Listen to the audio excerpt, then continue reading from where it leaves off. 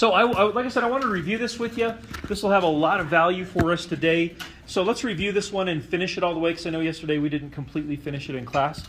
And so this says, for the first time, the questions we've looked at, differentiate with respect to time. And I mentioned yesterday that time will always be represented by the letter T for us. X will be its own thing. Y will be its own thing. There will be a bunch of other variables potentially, but T, I'm almost always going to stand for time. And so it says differentiate with respect to time. And so when we're looking for dy dx, what is the action that we take? With respect to x. And so when I say when we're looking for dy dx, what we do is we do ddx of everything. But when we're looking for a derivative with respect to time, we're not going to do ddx, we're going to do ddt. So that's kind of where we finished yesterday. We did ddt of all of this. And so let's review. What's ddt of x squared? Shout it out. 2x dx dt. 2x, and then the chain rule factor, you're right, would be dx dt. So that's the derivative of that. Okay, and then we did skip that middle one. We'll skip that again. We'll come back to it. How about the derivative of y squared with respect to t? That's right. So plus 2y times dy dt. And then, of course, dd whatever of a constant is 0. The derivative of 8 will always be 0, regardless of what we're finding the derivative with respect to. And then, by way of hopefully a good review, what is waiting for us with that middle term? Got to do the product rule. And so this is where we'll, again, focus as needed. I'm going to think of this as my 1 and that as my 2. So negative 3x will be my first, y squared will be my second. Okay? So 1d2 plus 2d1. Here's 1. Anybody help me out with d2? Remember this from yesterday? Feel free to look if you want. You can do it without looking. That's even better. Noah? What is it? 2y dy dt. You're right. So times 2y dy dt. So there's 1d2 plus 2. And what is the derivative of 1, d1? Let's see, I need to zoom a little bit here. Negative 3 dx dt. I'll clean this up here in just a second. Okay, so the question that I asked at the end was, do you guys understand why there's dx dt's with some of them, dy dt's with others? They all have some kind of a d something dt though, don't they? It's really important that we understand why one of them is dx dt, why another one's dy dt. Do you have any questions about that? Okay, so as we attempt to clean this up, I'll just do this real quick. 2x dx dt. This becomes negative 6xy dy dt. This is minus 3y squared dx dt plus 2y dy dt. And then equals 0. It asks us to find dx dt when x is negative 1 and dy dt is 3. So let's fill in some of this stuff and see what we can do. So I know that x is negative 1. I know that dx dt is the thing that I am trying to find. Let's see here. Minus 6 times negative 1. We don't know what y is, do we? At least not yet. So I'll leave that blank. Dy dt is 3. Just plugging stuff in.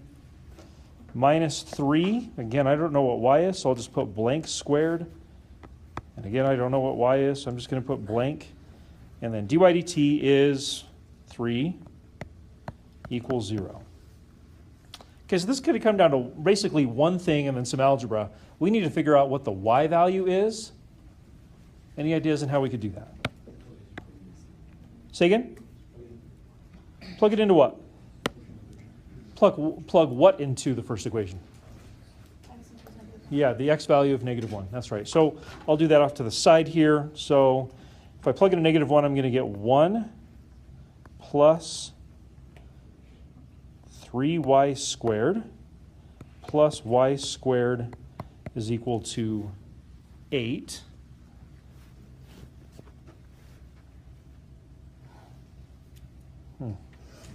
So 4y squared, yuck, is equal to 7. Are you seeing the same thing I am? Just unpleasantness? Okay. So y squared is equal to, I guess we could just say y equals plus or minus root 7/4. Yuck. Who made this problem up? Probably me. Oh well. Okay. So it does say keep your answer in the second quadrant. So of the plus or minus, which one do we use? The plus. Yep.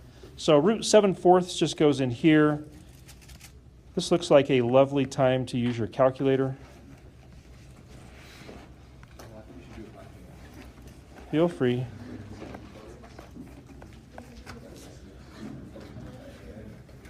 So you got a bunch of junk to add up there on the kind of the right there. Take it to the other side, and then the end is just dividing by -2. So this would be good calculator work. Let's make sure we can get all the buttons pushed in the right way. If there's any misconceptions, let's clear those up. Once you think you've got an answer, let's hear it, and we'll compare and make sure that we all agree that that actually is the correct answer. I have no idea what it is. So we're going to trust all of you to do it right.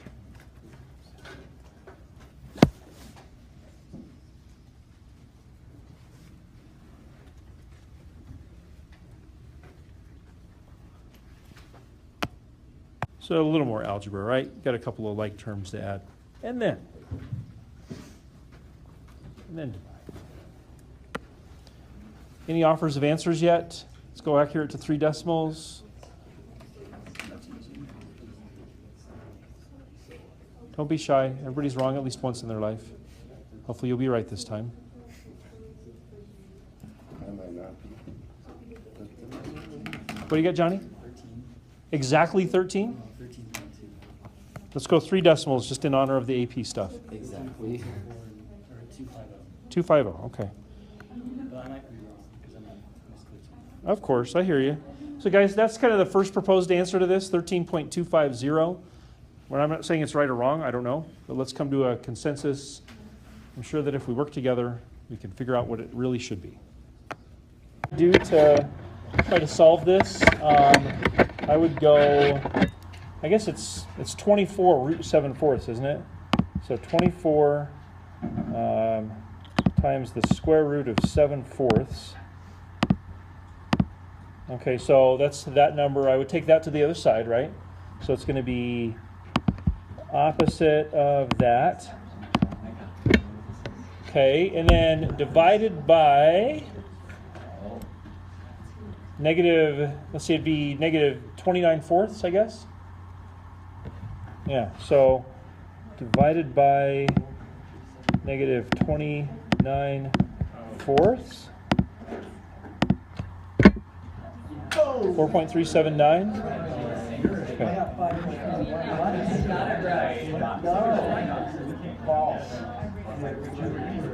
I already made my mistake for the day in another class. So I don't think I messed that one. That's false? Well, show me the error in my ways and I'll accept it. I will. I really, truly will. Excited to get us into this this little section of our notes. There we go. You can all see that now. Okay, so related rates is our final topic of Chapter 2, and we will take the better part of 3 days, at least in part, to try to master these or get as close as we can.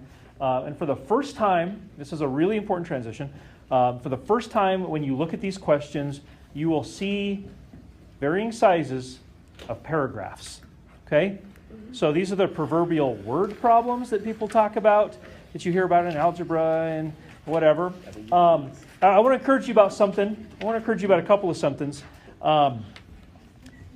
Real world stuff usually comes in paragraph form, right? Stuff that people value comes in paragraph form or situational form or pictures or words or sentences or whatever. It's not often that somebody's going to say, you know what, I'm going to pay you to do ddx of sine of x. I mean, this is like computational stuff, and these day and ages, computational stuff is better done by a calculator or a computer, right? And so your ability to take a paragraph And now listen, your ability to take a paragraph and pull out the things that you need to pull out from it to be successful is a skill that I think is often not taught or not taught very well. So I'm going to do my best to teach it to you well. And I want to let you know, like at first some of these are going to look really intimidating. They really are. But I'm going to try to give you some tools and some skills to help you take something that looks intimidating and break it down into little things that are not so intimidating to give you a good chance for success. Okay? What I'm using here with you is actually a very proven method. I was privileged to work with the College Board a couple of years ago to basically use this method to create like a teaching tool for teachers to learn how to teach this stuff. And so, like, this has been vetted over and over and over again. I've been thrown under the bus and criticized by, like College Board people, like over minor little things. And this has been refined over a long process of time and a long period of time, a painful process. And the good news is on the other end, it works, right? And so please buy in. Like whatever you're telling yourself in here, about like, oh, I can't do word problems, or I can't do this, or oh, I'm just going to not be able to do this. Stop telling yourself that, and at least be open to the possibility that you might get really good at this. Okay? So I'm going to try to help you with this. We're going to start off by trying to interpret things, and we might be a little bit silly with these at times, but let's start off by trying to interpret what might be the meaning of some of these rate variables. These are all derivatives, right? dl dt, dp dt, these are all derivatives. But they could all have different physical meaning. Can I give you an example, and then I'll let you come up with some on your own? Okay, so dl dt. This could be, I don't know, the rate of change of people named Lucy.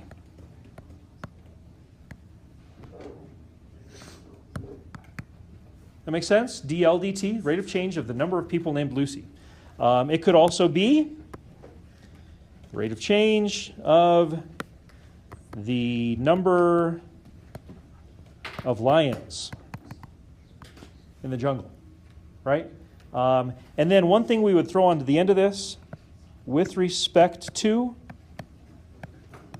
time.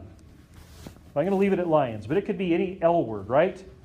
Lions, licorice, sticks, people named Lucy, lemons, lemonade, glasses, whatever, right? Anything that starts with an L, this conceivably could be expressing the rate of change of whatever that is with respect to time, or a liger. Thank you for bringing that up. I need to watch that movie again. Okay.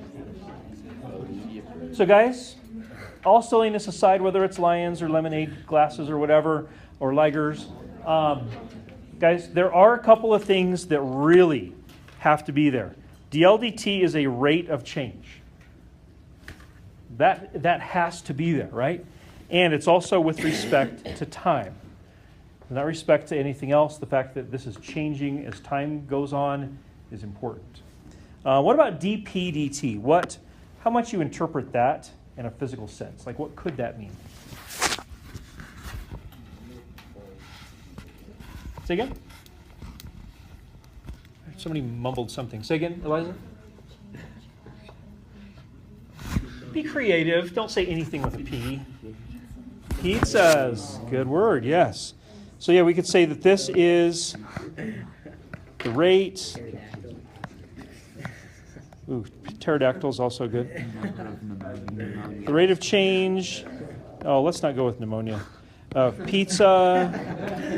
Passing grades. With respect to time, and hopefully that rate is positive, right? Hopefully that rate is not negative. So dp/dt could be the rate of change of pizza with respect to time. Hey, we could have a question about pizza or passing grades or pneumonia, unfortunately. And you would use the letter P perhaps to represent its rate of change, right? These are all rates of change. Okay, how about dn dt? What could that be? Be creative. No one. Nothing. Yeah, nothing. No. Be more creative. What's that? Eliza is 2 for 2. Domination from the back table. So the rate of change. That makes me want to watch the movie Elf.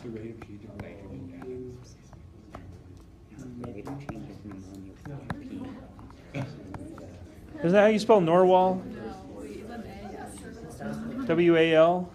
No H? I can't remember. So is relative, can you abbreviate WRT? With respect to. Oh, Yeah, WRT is shorthand for with respect to. Can you do shorthand for rate of change? The ROC thing, Yeah. I'm not a fan. Because often in the grading, like sometimes you'll actually be interpreting, maybe not quite like this, but you'll be interpreting the meaning of something. And like interpreting it as a rate is like a key feature of it. So if you just go ROC, I don't know, like I really honestly have not graded too many AP tests over the year where somebody did ROC, maybe never. So I don't know if I have any experience with what they would take on that. I would like to see the word rate, Okay. because that's what it is. That's like the main thing. Okay, and then the last one, of course, could be rate of change of smiles. the rate of change of smiles. Yes, I like it. Instead of pneumonia, smiles feels a little more positive. No. Of what? Oh, scary clowns. Yeah, we're back to the dark, scary stuff. So listen, there's a wide variety of things. You might have been thinking of other things besides pizzas or narwhals or smiles. But please notice the commonalities. These are all rates of change. And it's always with respect to time. Okay, so those are the commonalities. And just like the letter L, P, N, or whatever else it could possibly be, that's going to be more of like the customization of what this actually means. But they are all rates of change with respect to time. It's really important that we understand those consistencies, okay? So I want to give you a couple of brief thoughts as far as process, things we can do, and then we're going to jump in. We'll do a couple of examples, okay? We will take our time with these. We are not going to rush this in any shape or form. So if at any point for the next however long our class goes, if something is unclear or you need a clarification or you have a question, you need to ask. Don't sit there and suffer in silence. Not cool. Ask. Okay? All right, so let's read kind of these little steps here as far as what you can do to do these. Step number 1 is really simple, and I'm going to insist that you do this. Listen, as simple and basic as this is, I'm going to insist that you do this. Number 1, just read the question carefully to try to figure out what in the world is going on. Like, what is this paragraph talking about? Is a ball being thrown? Are dogs being born? Are cats dying? You do detect a bias. You would be correct. I'm allergic to cats too. Are airplanes taking off? Or is a cube expanding because it's being heated up? Is a man walking past a lamp? I mean, there's going to be all kinds of situations. You're going to want to read this one time and just simply read it for meaning like it's a little story. Okay? Try to understand what's going on. And we're going to get into the details. This is what you need to do in order to successfully interpret and pull out the information that you need. Once you have a sense of what's going on, read the question again, looking for keywords that tell us what the question is asking for. This is going to be the imperative. This is where it's going to say, here's what we want in the end. Like in the end, you deliver this. So we're going to carefully look for what does this thing want. And once we found that, let's draw a box around that. That's going to indicate, okay, this is where I'm headed. This is kind of the end game. This is what I want. Once you've done that, we're going to read the question a third time. This time we're going to be looking for keywords that indicate a rate. And there could be multiple rates. In fact, there almost always will be multiple rates going on. We're going to underline those words, and then we're going to try to interpret those words as a rate variable, kind of the opposite of what we just did, right? We just took rate variables and tried to interpret them as far as like what they might mean. In this step, we're going to take the English words and try to interpret them into those rate variables, like DLDT or DZDT, because the zebras are being born or whatever, right? And then finally, the last reading, we're going to read the question a final time, looking for keywords that I call the freeze frame moment. Kind of our reference for all this is we're going to view these questions as if they were like a YouTube video or a Blu-ray or a Netflix movie or something. We're going to view them as if they are a movie, and we're going to look for a freeze frame or a pause moment. The freeze frame moment is a single moment in time that we are going to be evaluating these rates. Okay? We'll look for the keywords for that. We're going to circle that freeze frame moment. Okay, once you've done that, we're going to try to look at everything we've written down. Well, at this point, if we've been successful, we have written quite a bit down.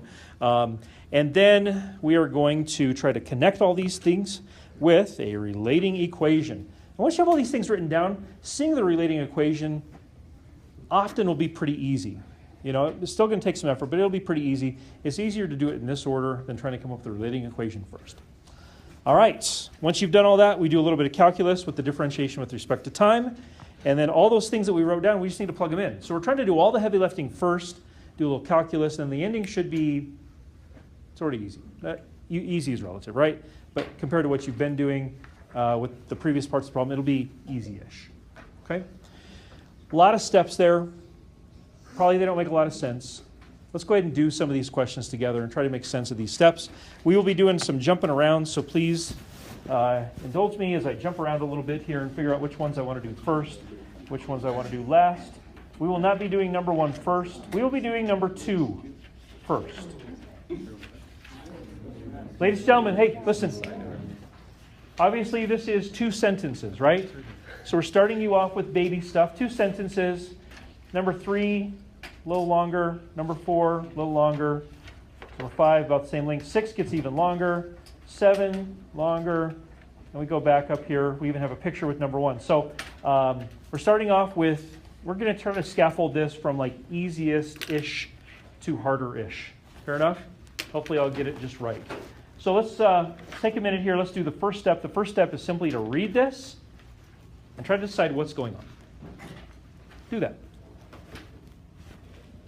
All edges of a cube are expanding at a rate of 6 centimeters per minute. How fast is the volume changing when each edge is 2 centimeters? Now I'm going to insist that you go through these steps. Some of you might look at this and you might be able to figure it out without doing all those steps. The likelihood of success with that will decrease as these get more complex. Okay? So take your time, follow these steps. So we read it. Can anybody describe, like in a summary in your own words, what is happening? Cube's expanding at a rate of 6 centimeters per minute. That's even too much detail. Couldn't we just say Cube is expanding. cube's expanding? Why is it expanding? Well, if it's made of water, maybe it's cooling down, turning into ice, right? Because ice, once you reach that freezing point, starts to expand, right? Maybe it's made of metal and it's being heated up because it's part of a car engine or something, and the engine is heating up, and so it's expanding. Who knows why it's expanding? The main point is there's a cube that's expanding. Do we need to draw a picture of this, do you think? Would that be helpful or would that be unnecessary? I would say personally in this case it's unnecessary. I think we all understand what a cube is. If you're like me, when you were in like 5th grade, you drew like 10 billion little 3-dimensional cubes as you doodled in your notes, right? So I'm pretty sure I know what a cube is. I'm pretty sure you know what a cube is. I don't know if we need to draw one here.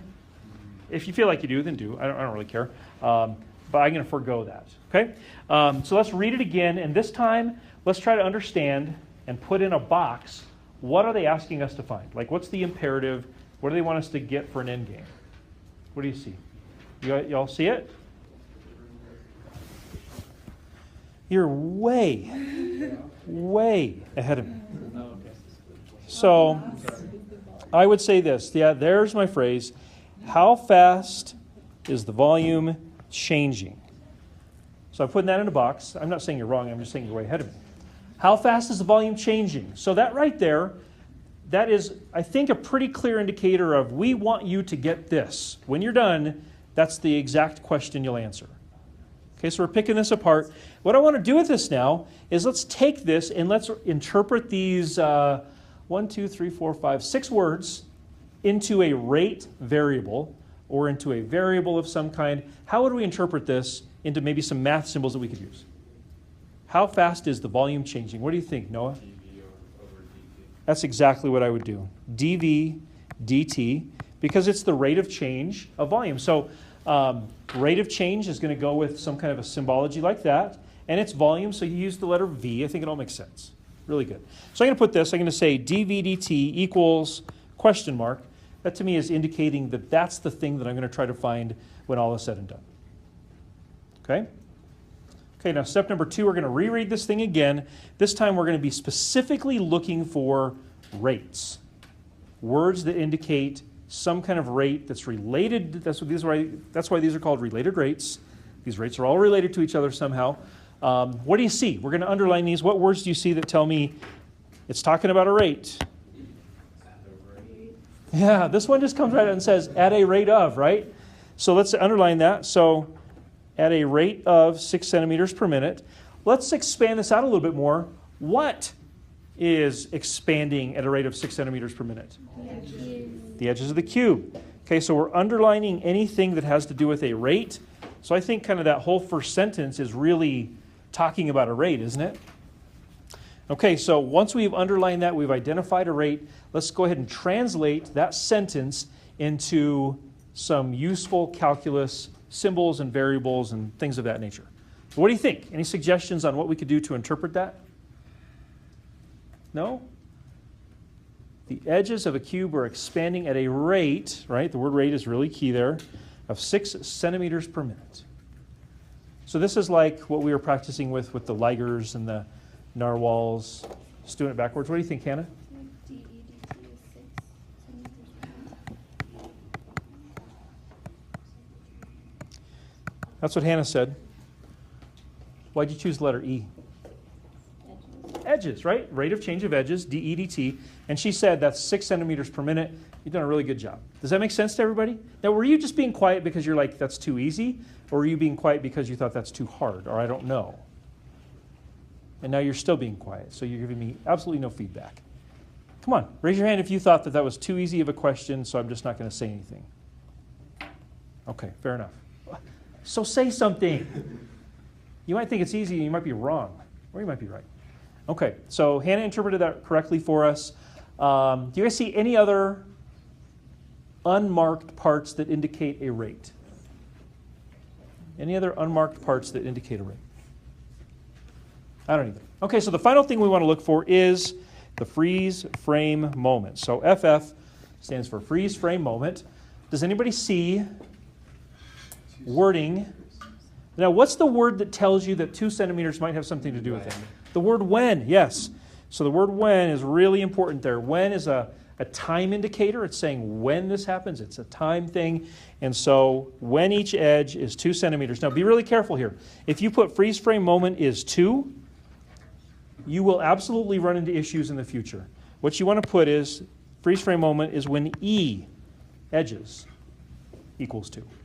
It's really important that you identify what the freeze frame moment has to do with, not just the number 2. Okay, so here is where we take kind of our bigger step. We've written down some useful stuff here. We've written something down about volume, and we've written down some stuff about edges, and we're talking about a cube. So here's where you got to recall just old stuff you've done in all of your math career. Can you guys think of an equation or a concept that relates V and E, all the while knowing that we're talking about a cube? What do you think, Zach? The volume of a cube is equal to x cubed. Where's the x come from? Well, that's the length of the sides, or it's length times. Well, because the cube is like a square, so those are the edge lengths, I guess. There we go, edges, right? So E, right? Yeah. Yeah, okay. I was quite sure you knew what you're talking about. But my point, I think, is well taken in that if you throw V equals x cubed, you've got to look up there and be like, where did you get x? I've got V's and E's, right? Yeah. So V equals E cubed. Zach is right. Now, I don't know if you were thinking like as he's talking about that and I'm talking about that. I don't know if any of you were thinking, gosh, I don't know what connects those things. I'm hoping that you were, right? I think you'll find some of these to be relatively easy. Some of them might be a little more difficult. But we'd want to be able to connect all that stuff together, relate them together with V equals E cubed. Okay, so far, do you have any questions? Fantastic. So my little analogy about movies, here's what I want you to think about. What you've done so far is this. You have gotten on, let's just use Netflix. You've gotten onto Netflix and you've kind of glanced through all the little movie icons, you know, all the titles and stuff, and maybe you read the little brief description that shows up when you hover, right? You've analyzed some of these movies, and you've come to this one movie, and you read the little description, and you thought, that looks pretty good. I think I would like to watch that movie or that show. So we've selected the movie. So V equals E cubed. That's like the movie that we selected. Okay? We just picked it out. And now we're about to push play. and watch it. That makes sense? So here's how we push play. Pushing play, when you push play on Netflix or YouTube or whatever, doesn't a little counter show up at the bottom of the screen for just a moment that starts off 0, 0, 1, 0, 2, 0, 3? It counts up, right? So when you push play, doesn't time start rolling on the movie? So the way that we push play on these is we do the derivative with respect to time, because everything's changing with respect to time. So to get this movie to play, we do ddt. That make sense? Okay, so here we go. I'm going to say ddt of v equals e cubed. ddt of v equals e cubed. And I'm just going to differentiate everything inside there. So what is ddt of v? It's dv dt, or you can think of it as 1 dv dt, but I don't see why you would feel compelled to do that. We're just going to write dv dt equals, let's do ddt of the other side, ddt of e cubed. 3e squared times the chain rule factor of dE dt. That's exactly right. Yay! Let me just pause for a second here. Any questions? Say again? Any questions? Again, I'm trying to read faces, and I think I'm reading a few folks that are just like hanging on a little bit, hanging on for dear life just a little bit. I'm reading a lot of folks that are like, so far this is going okay. Any questions? Any concerns? Something I can answer for you? Okay. So now we push play. The movie's going. The cube, I mean, this is a pretty terrible movie. As far as I can tell, the only thing that happens in this movie is this cube expands. And we sit there and watch this for some reason I can't think of. But the cube starts expanding, right? Well, at some point, you got to go to the bathroom or get some more popcorn or something. And so when you do that, what do you do with the movie? You pause it. And so this is where the freeze frame moment comes in. So we push play. Now we're going to pause the movie. So we're going to pause the movie when e equals 2. So here's how we pause the movie. We simply plug in the stuff, especially the freeze frame moment, the stuff we already analyzed. And so we know that dv dt is the thing that we're trying to find. I know that my freeze frame moment is when e equals 2. And I know that dE dt from before is 6. So at this point, I've pushed pause, and now this is when we actually analyze what we're being asked to analyze. So we do a little arithmetic. 3 times 4 times 6 is 72. What kind of units do you think would go with this? Centimeters cubed per second. Centimeters cubed per minute, I believe. So we put that here. Can I show you, maybe you already have this figured out, maybe you don't. Can I show you kind of an easy way to make sure that the units all make sense?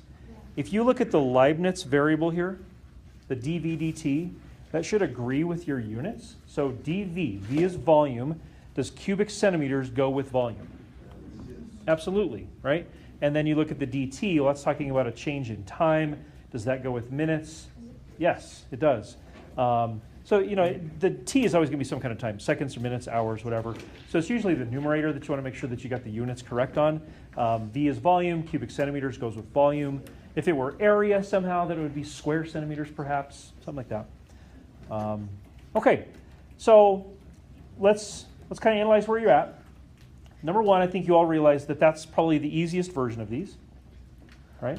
Number two, I want you to try to step outside yourself for a second and think, could I do that all by myself? It's an open question. I don't know. If the answer is yes, awesome. If the answer is no, that's okay. We're going to try to get better. But really try to assess yourself and think, okay, could I have done that completely by myself? And just kind of judge where you're at. We'll go from there. Do you guys have any questions to follow up with before we move on? Matt, go ahead. Is this possible to do with Newton's notation? You can. So I would say, I would write it, you got the v equals e cubed thing. Instead of writing it as dv dt, I would probably write it as v prime of t. So just making it v prime, you wouldn't know if it's v prime of e or v prime of t. Right. So you'd want to include the input variable. So from that perspective, I don't think Newton's notation is going to shorten anything. Because if you just write v prime, I'm going to be like, is it dVdE or dVdt, because it would make a huge difference. Yeah, this makes more sense to you. Okay. I agree. I feel like you can see the stuff kind of working together a little bit better, but I would be open to that if you or somebody else was interested. Would be v prime or t here then? You would specifically have to write v prime of t, because if you just wrote v prime, it'd be like, what's your input? It wouldn't be very clear. And you might actually even confuse yourself if you did it that way. Other questions? Okay. I'll erase it. Okay, let's move on. Let's try another. We're not going to do that one. I would like to do this one right here.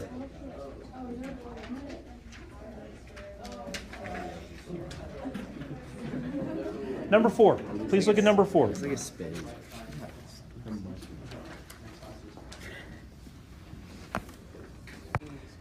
So anyway, so you got this ladder. We've read this for meaning. You understand the ladder's propped against the house. It's starting to slide down the side of the house because someone's actually pulling it this time, right? Nobody pulled the ladder with my story. So anyway, once we have done this reading for meaning thing, we want to identify what is it asking us for. We want to put a box around us, around that phrase that it's asking us to find. What phrase did you maybe put a box around? How fast is the top of the ladder moving? Yeah. So I'm going to put a box around that. How fast is the top of the ladder moving down the wall? Okay, so that is definitely our direction as far as what we're trying to find. I got to admit, based on what I've got here, I'm struggling a little bit as to how I would interpret that. You know how before we said, like in the previous question, it was like rate of change of volume, so we said dV dt. I don't exactly know how to note this. What might we do to help us have a better basis for notation and symbols and stuff? Sorry? Draw a picture. That's what we wanted. Exactly. So I will attempt to draw this. You can do the same. I've got a wall and I've got a floor. Be prepared to be amazed. And a ladder. That's all you got to do. You don't have to be an incredible artist. You just got to draw this situation as best you can. And then I think, Jackson, your idea is really good, but let's go ahead and label some stuff so that we will have some variables that we could incorporate here. So what sort of labels could we throw on this? Let's try to be strategic. Let's not be random about it. What do you think we could do? So the ladder's 25 feet long. It's really important to note that the ladder is not changing length.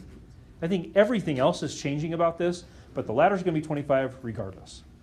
It's important to label that. What else could we label? It might be important for our... We've read this thing for meaning, so the idea would be maybe we could draw a picture of it. What do you think, Noah? 2 feet per second moving away from the wall. So think about what you just said. You said 2 feet per second. What is that? A force. Not a force. It's a rate of change, right? I don't know, that's going to be really important in a second, but I don't know that I would put that on my picture label. Because it hasn't even started yet, right? We haven't pushed play. When we push play, that's going to come into play. That's going to matter. But we haven't really pushed play yet, so let's think about labeling. What do you think, Matt? Can we label where like our freeze frame is? No, we haven't even identified the freeze frame. You're getting way ahead of me. This is where I think we run into problems. Like we try to get way ahead of ourselves and we don't progress through it linearly. That's going to be really important. We're just not there yet. Let's just label our picture. What do you think, Alexis? The base is 15 feet from the wall. Is it always 15 feet? No, it's right now, When? at the beginning. Before it starts moving. No. This is really important. No, guys, hey, listen, we're doing some work here. So he said at the start it's 15. I would say that you're exactly opposite. Isn't it 15 at the end? I'm getting ahead of myself. Do you see this word? When. So it's really important that we understand what does that when mean. We'll get there in a second, but it's the freeze frame moment. Yeah, so when you say 15, now you know what's really important here to think about? If we were to say that the base is 15, whether you think it's the 15 at the start or 15 at the end really doesn't matter. I would say, is it always 15? And the answer is no. What do you think, Zach? Maybe you label the distance from the wall to the X value, for example. And then your height of the ladder up the wall is your Y value. This makes perfect sense. Can I explain why? This is exactly what I would do, or at least something like this. As this ladder will start to move here in a second, isn't that x length going to be changing the whole time? So it's got to be labeled with a variable. Has to be. And at the same time, isn't the y, what he's labeled as y, the height, isn't that going to be changing the whole time too? So something that's changing the whole time has to be labeled with a variable. The ladder, we didn't use a variable, right? We didn't call that like z, because isn't the length of the ladder always going to be 25? Okay. So based on that picture, let's go back to our box. How fast is the top of the ladder moving? What kind of rate variable would go with that? Not dy dx. dy dt, because these are changing with respect to time. And so I'm going to say that how fast is the top of the ladder moving? That is going to be dy dt. That is our goal. That's our unknown. We're going to try to finish with that. Still making sense? See how the picture might help here? I'm sure you do. Whereas the cube, it was like, yeah, probably not. So be flexible. Okay, so we've read this for meaning. We drew a picture from that. We just identified what we're trying to find in the end. Now we need to go through and we need to look for any other rates, and let's underline any other rates we might find, okay? So do that. I literally want you to take your pen or your pencil and underline any other rates you might see that we could use.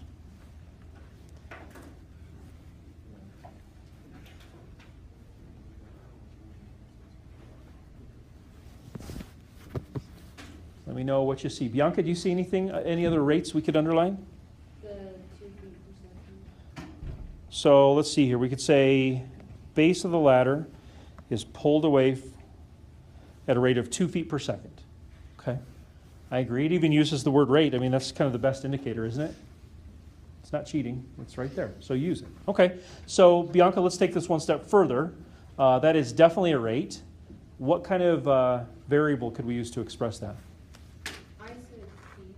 It's feet over seconds. Oh, I'm sorry. I couldn't quite hear the start of that. I Sadie? did F would be, so DF for DT. Use our letters up there. I'm not saying yours are wrong. Oh, What would F stand for? that would be, or 1. Which one? X or Y? X. Yeah, so the base is changing at a rate of 2 feet per second. I've labeled my base with an X. You might have labeled it with something else. That's fine.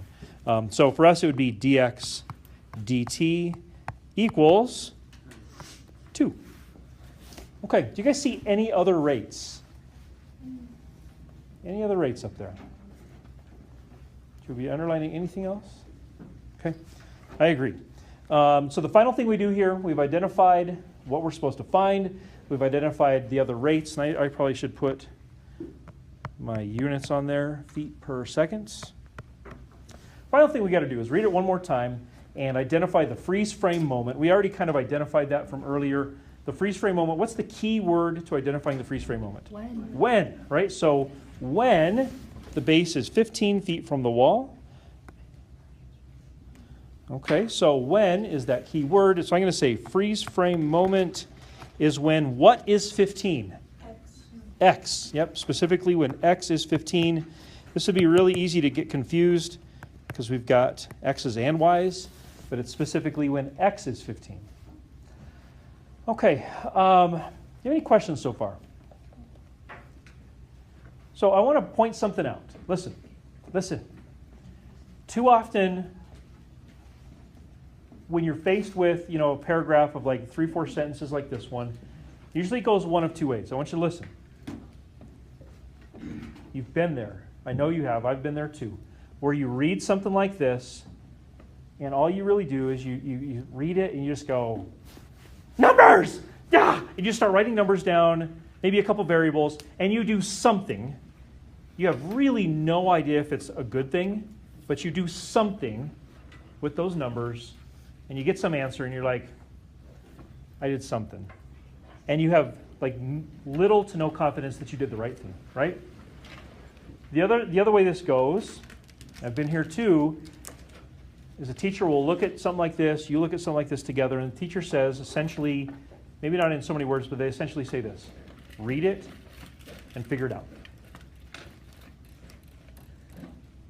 Okay, yes, I agree with that, I do, but there are some tools you can use to get you from point A to point B. Like, to me, the read it and figure it out is a pretty big jump.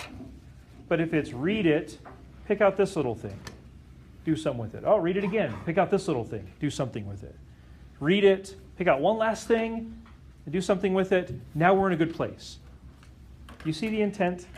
The intent is to make this as easy as possible for you by giving you good tools to use. It's the intent with the underlining and the circling and the boxing is not busy work. It's not to create something neato for the teacher to smile about. It's literally to help you take words, pick them apart, interpret them into useful math. That's the idea. Okay, so we've done all that. Now the idea is, how do we put this together into an equation that relates it all together? I want to leave this up to you. What do you have to say? What equation, has to be a true equation, right? It can't be just nonsense. What true equation relates all this stuff together? We got x's, we got y's, we got t's, we have a triangle, we have rates, and we got all kinds of things here. What could relate all this stuff together? Pythagorean theorem. Pythagorean theorem. So what would that look like for our situation?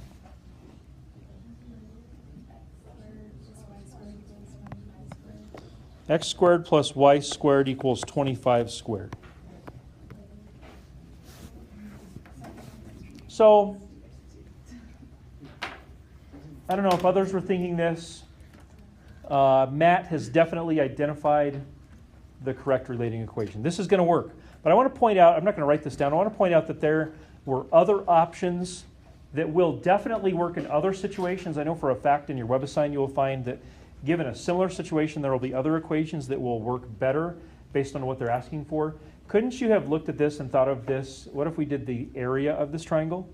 Couldn't you do an area formula? Area equals 1/2 times x times y. That's true, isn't it? You could even get into trigonometry, which you most certainly will. If one of the angles were labeled, right? What if we had like theta on one of the angles? Couldn't you do like tangent of theta equals like y over x, or sine of theta equals y over 25, or something like that? Listen, that will most definitely come into play. You'll see. You will.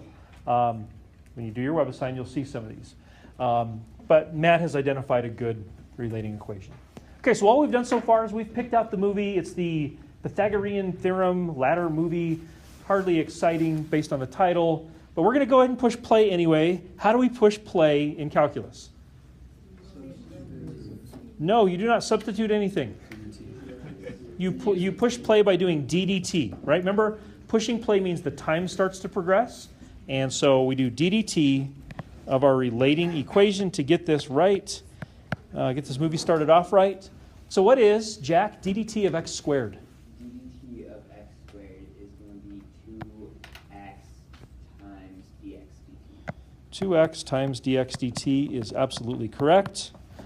Cole, how about DDT of y squared? 2y dy. Good, 2y dy dt. And of course, DDT of 25 squared is? 0. Be careful, it's not this, is it? Well, times 0. Technically times 0 if you want to chain rule it, but yeah. Let's get rid of that before somebody sees it. It just equals 0, right? That's where we want to finish with that part. Okay, so now we've got everything set up there. We know we want to find dy dt. There it is. We've got dx dt. Let's fill some stuff in. We're ready to push pause and do the freeze frame moment. So we're going to go get some popcorn. We push pause. You know what it is, just... Hi Ballard, it's Alpha Tuesday. Come and join us today at the Art Center upper lobby for fun and discussion about life and faith. Today's question we will talk about is, why do you think Jesus is so famous? Food is also provided So guys, for Alpha participants. I filled in everything I've got. What's the one thing that I don't have? Y. So the freeze frame moment was when x is 15, but isn't there a y that should go with that x on the freeze frame moment? How do we figure it out? Pythagorean theorem, yes. So we're going to say 15 squared plus y squared equals 25 squared. This is just a 3, 4, 5 scaled up by a factor of 5. So y would have to be 20. So 20 goes right there for the y. Using the Pythagorean theorem, y equals 20. Of course, once you get the freeze frame moment and all the other things plugged in there, then it's just a matter of algebra. So let's see here. 60 over 40. So I got dy dt, don't leave yet, equals negative 3 over 2. What kind of units would go with that? Feet per second, I agree. Last thing, please don't leave yet. Last thing, I still got 45 seconds. Why is that number negative? Does that make sense? Okay, so if physics people are going to say, hey, down is negative, right? I get that. But we didn't really have a sign convention that down is negative. What is happening to y? Like the y length? The y value is decreasing. The y value is decreasing, so its rate is negative. That's probably a little better answer for calculus. Okay, I hope that went well for you. We will keep progressing through these related rates over the next few days. How is this